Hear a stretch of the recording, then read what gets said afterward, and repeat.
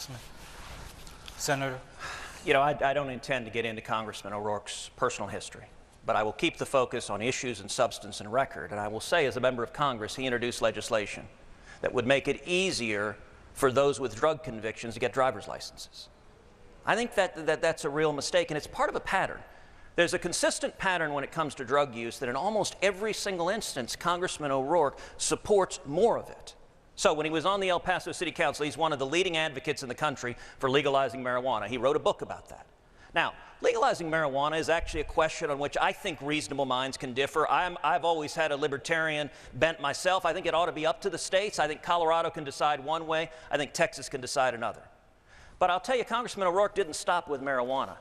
He introduced and he advocated for a resolution in the El Paso City Council calling for a national debate on legalizing all narcotics. That includes heroin and fentanyl and cocaine. And let me say, that is not, I believe, a reasonable issue on which people can disagree. Now, I suspect Congressman O'Rourke will say, we're just calling for a debate on it. Well, we're on a debate stage now. I will tell you, I think it would be a profound mistake to legalize all narcotics, and it would hurt the children of this country. That would be a serious mistake. Senator, that's your time. I agree with you. Representative, please. To be clear, I don't want to legalize heroin and cocaine and fentanyl.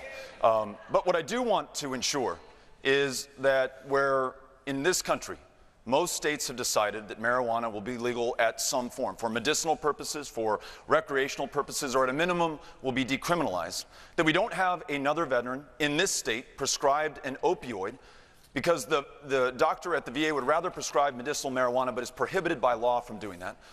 Another older woman with fibromyalgia who's not able to use medicinal cannabis because it's against the law here, and another African American man, because more likely than not, that's who will be arrested for possession of marijuana, to rot behind bars instead of enjoying his freedom and the opportunity to contribute to the greatness of this country. Yes, I want to end the war on drugs and specifically want to end the prohibition on marijuana.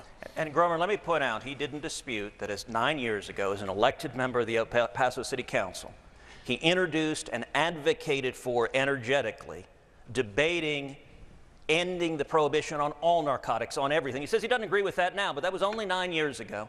And I'll tell you, when it comes to this is an issue that's personal to me. My older sister, Miriam, died of a drug overdose. People all across the state of Texas, 70,000 people a year are dying of drug overdoses in this country. We have an opioid crisis.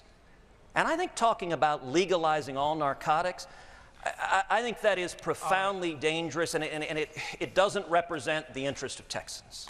All right, Senator. That's your time. And Senator Cruz, you get the next question.